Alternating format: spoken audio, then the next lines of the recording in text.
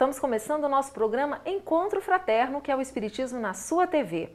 Você hoje vai conhecer um amigo muito especial, que veio de Matão, interior de São Paulo, para um ciclo de palestras em Goiânia e que nos deu a honra da sua presença aqui para um bate-papo. Trata-se de Orson Peter Carrara, palestrante, escritor, e eu tenho certeza que você vai gostar muito de acompanhar a nossa conversa. Você acompanha ainda Calcide Sarroris com o quadro O Evangelho Responde, a dica de leitura com Virginia Wilson e o Momento Cultural. O nosso programa foi feito para você. Fique conosco.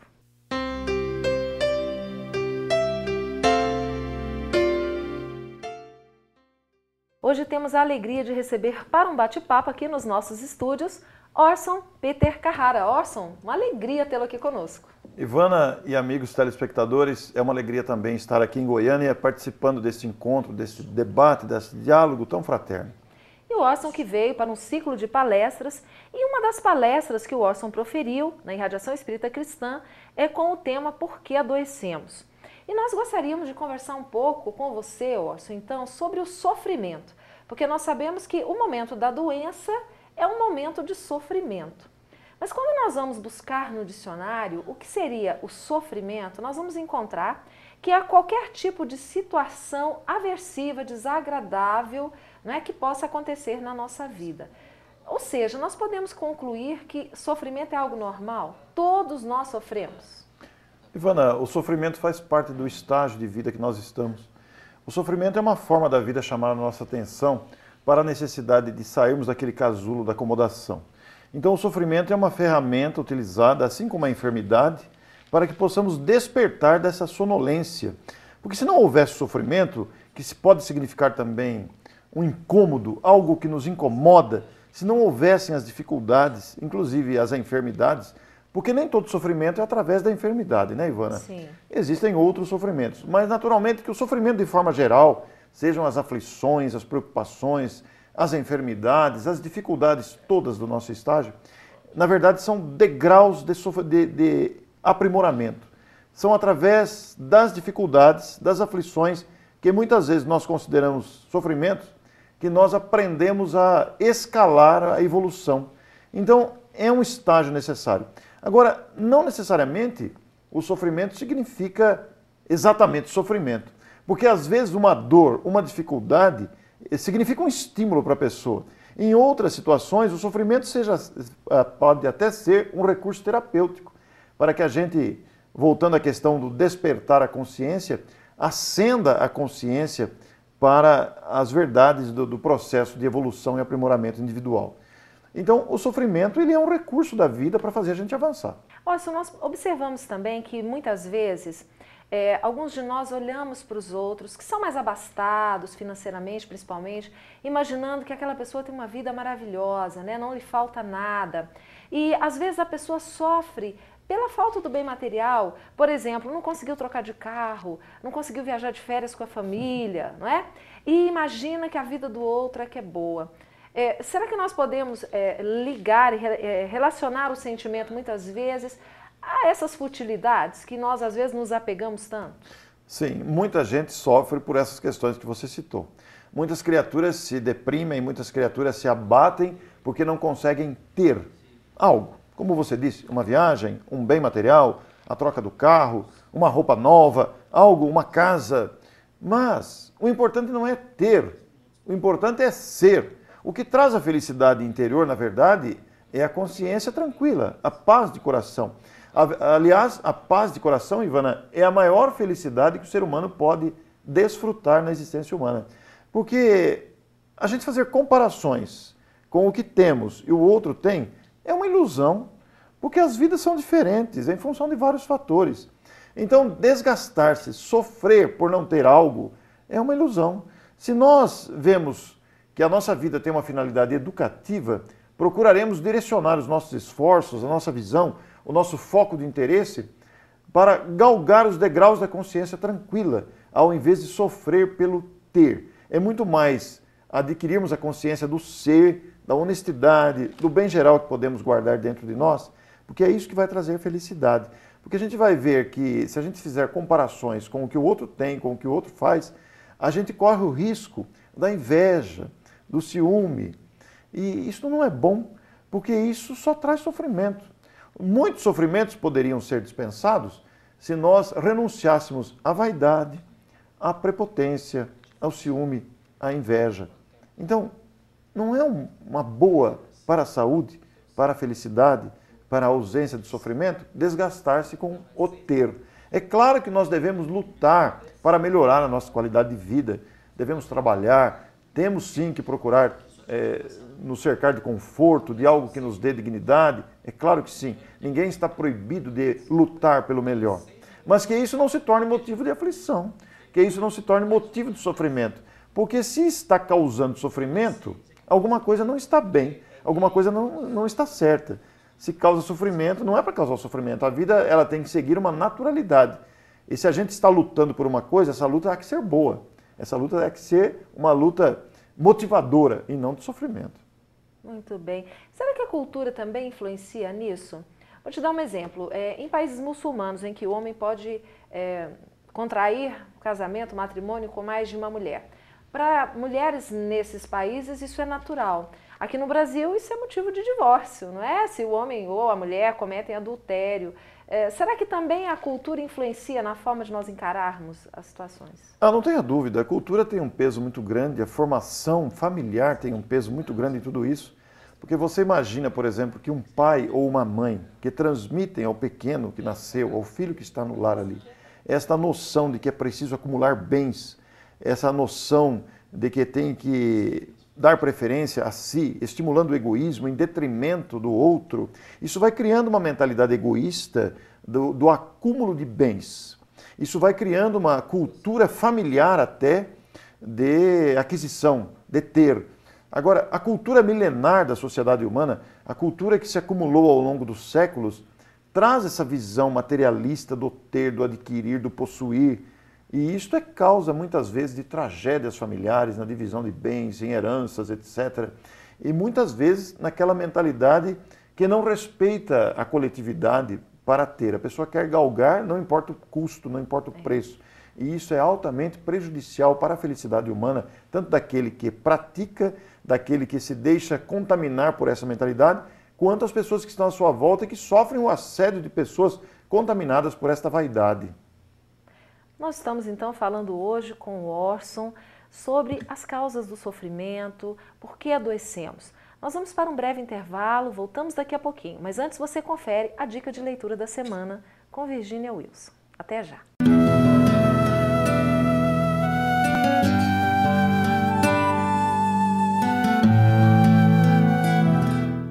A nossa dica de hoje é o livro Voltei, do irmão Jacó. É um livro muito interessante que vem nos orientar à aprendizagem da nossa vida espiritual. É interessante nós percebermos a intensa busca desse espírito, o irmão Jacó, para conseguir fazer brilhar a sua luz, seguindo aquele ensinamento do Cristo, deixai brilhar a vossa luz. E ele percebe que essa iluminação interior só acontece quando ele realmente se despe do seu orgulho, do seu egoísmo e pede auxílio a Deus, direcionando a sua ajuda àqueles mais carentes. Voltei, um livro muito importante para nós espíritas, trabalhadores do movimento espírita, para que possamos ler, analisar e nos apercebermos da importância da nossa alegria, do valor que devemos dar ao nosso trabalho na doutrina e principalmente da importância das nossas boas ações e a importância da prática da caridade no mundo espiritual. Então leiam Voltei, um livro muito bom, muito agradável e que traz ensinamentos profundos a respeito da vida espiritual. Boa leitura!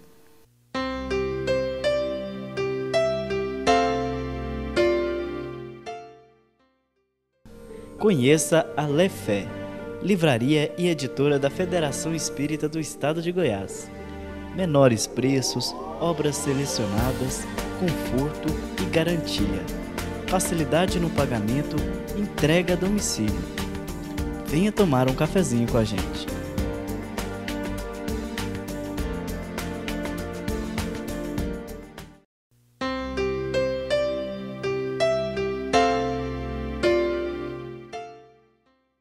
Olá, estamos de volta hoje conversando com Orson Peter Carrara, que está em Goiânia para um ciclo de palestras, falando conosco hoje sobre as causas do sofrimento humano.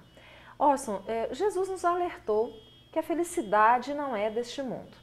Então nós temos que encarar isso como sendo realmente parte da nossa realidade. Mas nós podemos entender que uma das maiores dores, um dos maiores sofrimentos que nós temos na vida é quando chega a doença, quando o nosso corpo adoece. Ivana, você se refere a Jesus com muito carinho e a gente deve mesmo fazer isso, porque nós devemos ao Mestre este amparo que todos recebemos diariamente. Você citando Jesus me faz lembrar a brilhante afirmativa dele. No mundo tereis aflições, mas tende bom ânimo, eu venci o mundo, conforme a anotação dos evangelistas.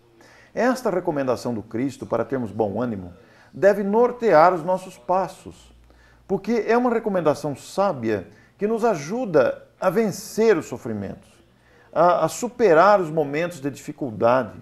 Então, a doença, o sofrimento, elas fazem parte do nosso estágio de evolução.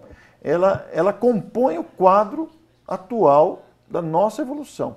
Estamos num planeta em dificuldade, estamos num planeta que está de acordo com a nossa condição espiritual, e esta condição espiritual ainda utiliza os mecanismos da dor e do sofrimento para fazer o ser humano ou a criatura avançar no amadurecimento, no progresso. Então, o sofrimento ele surge como uma necessidade de aprimoramento. E a sua pergunta, como é que você fez o finalzinho dela?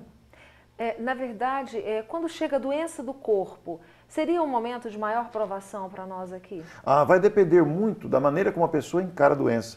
Porque existem doentes revoltados e existem doentes resignados, que entendem a finalidade da doença, que entendem a doença às vezes como um degrau terapêutico, que entendem a doença como uma provação, como uma expiação. Então vai depender muito da mentalidade da pessoa que está enfrentando a dificuldade. Mas parece-nos que a maior dor que o ser humano consegue sentir não é tanto a dor física, mas mais a dor moral. Porque a dor física ela pode ser atenuada com os medicamentos, com os tratamentos, com as cirurgias, mesmo nos casos mais extremos em que ocorre até o coma induzido para determinados casos. Mas a dor moral, aquela do remorso, do arrependimento, deve ser a pior das dores, Ivana. Porque imagina você quando caímos conscientemente no prejuízo ou na lesão que causamos ao próximo em virtude dos nossos equívocos, das nossas precipitações. E há que se considerar ainda, Ivana, a dor de uma mãe quando o filho parte pelo fenômeno da desencarnação. E muitas mães já enfrentaram essa situação e a situam como a maior dor que alguém pode sentir. A minha própria mãe já me disse que não deseja ver um filho partir pela desencarnação. Embora sejamos de família espírita, sabemos da imortalidade da alma, mas ela mesma diz isso. Porque parece-nos ser essa a maior dor que o ser humano pode sentir é ver a morte de um filho. Felizmente, com as luzes da doutrina espírita, nós aprendemos que a alma é imortal. Morre o corpo, mas a alma sobrevive à morte do corpo, continua vivendo. E este é um motivo muito grande de alento para erguermos a cabeça e novamente nos recordarmos da frase de Jesus. No mundo tereis aflições. E essas aflições são de grande monta, são de várias origens. Aí surge o desemprego, aí surge a doença, aí surge o conflito de relacionamento em família, aí surge as dificuldades financeiras, aí surgem várias origens, inclusive a morte de um ente querido. Então, no mundo tereis aflições. São aflições próprias deste mundo. Até a natureza nos causa aflições, às vezes, com a temperatura muito alta, com a temperatura muito baixa, com as dificuldades todas nessa origem. Mas ele recomenda. Tende bom ânimo. E este bom ânimo deve realmente fazer parte do nosso cotidiano. Absorvemos essa lição, porque ela significa a necessidade de continuar, de erguer a cabeça, de prosseguir caminhando. Mas muitos desses sofrimentos nós podemos entender que são causados por nós mesmos. Por exemplo, as doenças. Ontem o Orson fez uma palestra aqui em Goiânia quando você fala aí da origem das doenças. Quer dizer, se o corpo adoeceu, isso é reflexo da alma que está enferma. Como é que isso funciona? Pois é, muitas doenças poderiam ser evitadas se nós melhorássemos o nosso comportamento, as nossas escolhas morais. Alguém que sente ciúme, alguém que sente inveja, alguém que sente rancor, desejo de vingança, está dilacerando as próprias células defensivas da saúde. Guardar mágoa, já se sabe, é uma das causas dos tumores cancerígenos. Então, a pessoa que procura viver com a consciência em paz, a pessoa que procura melhorar o seu padrão de escolhas morais, está se defendendo. Aquele que usa o bom ânimo, o bom humor, a alegria de viver, faz um bem danado para as células e protege a sua saúde. Quem tem amigos, protege o sistema circulatório, cardíacos, etc. Então, muitas doenças são originárias das nossas opções morais. Se eu sinto raiva de alguém, se eu sinto tristeza, se eu sinto medo, é normal sentir medo, sentir tristeza, sentir inveja, sentir rancor. É humano, nós não somos máquinas, somos criaturas que sentem, que raciocinam e que podem se sentir lesados em determinado momento. Mas agasalhar a tristeza, ficar triste um dia, 2 dias, vai lá, 3 dias, abre os olhos. Porque essa tristeza, quando nós permitimos que ela nos abrace, conviva conosco, assim também a mágoa, o rancor, a inveja, o ciúme, nós começamos a dilacerar, nós começamos a impactar as nossas defesas orgânicas. E aí nos tornamos expostos aos vírus, bactérias, infecções e contágios. Por outro lado, muito sofrimento poderia ser evitado, por exemplo, se não fôssemos tão rebeldes. Quantas rebeldias não geram desemprego? Quantas palavras que poderiam ser evitadas, poderiam ser caladas e ditas com rancor, com raiva, não geram tragédias, brigas, assassinatos?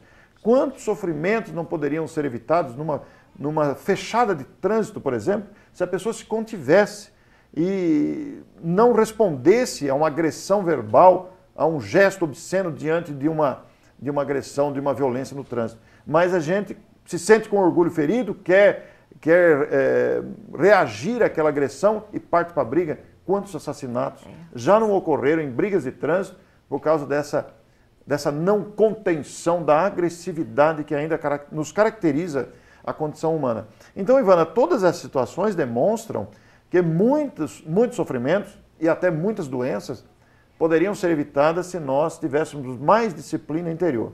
Agora, essa disciplina interior, ela requer o empenho para adquiri-la. Ela exige de cada um de nós os cuidados e a vigilância sobre o que estamos falando, o que estamos pensando, para onde estamos focando nossos objetivos de vida, como estamos usando o nosso tempo, nossos recursos, nossa inteligência. Imagine você, alguém que fica planejando um sequestro, imagine alguém que fica planejando um roubo, ele está se contaminando de vibrações negativas que vão afetar a sua saúde. Bom, nós precisamos ir para um intervalo, mas nós voltamos daqui a pouquinho falando mais sobre o que causam as doenças em nós. Você antes acompanha Calcite Sarroris com o quadro O Evangelho Responde. Até já!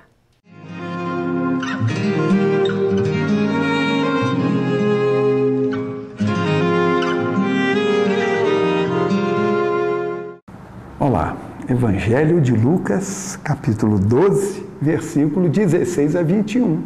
Uma parábola muito pouco divulgada.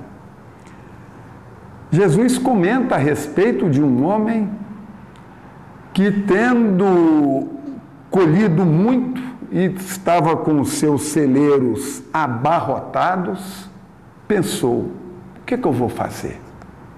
Meus celeiros já estão abarrotados. Já sei, vou derrubar esses celeiros, construir outros maiores.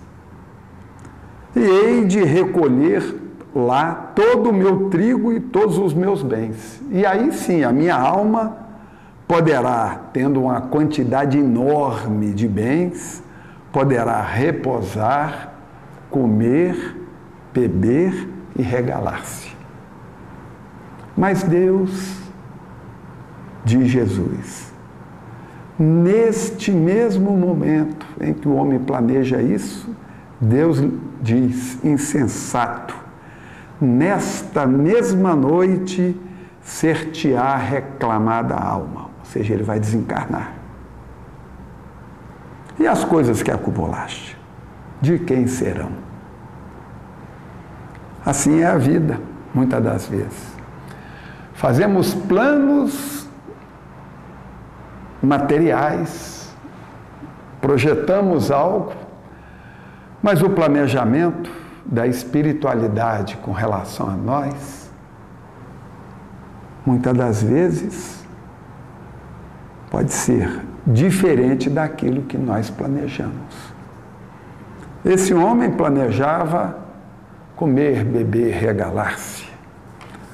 Já está forrado, já está milionário. Como é o sonho de muita gente, ganhar na loteria e comer, beber e regalar-se. Mas e o plano da espiritualidade? E assim acontece muitas das vezes. Frustração, depressão, angústia, porque o plano da espiritualidade foi diferente daquele plano que nós traçamos como homens, como pessoas, esquecidos de que somos espíritos.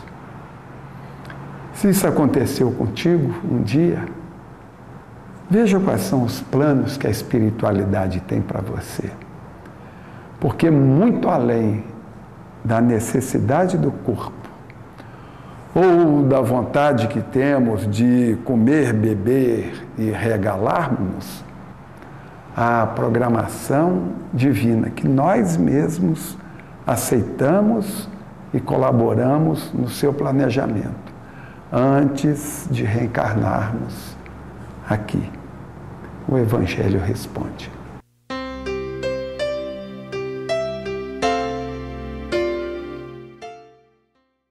Você gostaria de ajudar a expandir o Espiritismo na TV? Então aí vai a dica. Com apenas R$30 por mês, você se torna sócio do Clube Amigos do Espiritismo e ajuda a levar a mensagem espírita a muito mais corações. Além de contribuir com este grande desafio, você ainda ganha brindes exclusivos. Uma revista que vira pôster e 2 DVDs todo mês na sua casa, com documentários, animações e videoaulas. E tem mais, quem se associar agora ganha uma camiseta exclusiva. Então, o que está esperando? São apenas R$30 por mês. Acesse www.amigosdoespiritismo.com.br, faça o seu cadastro e participe.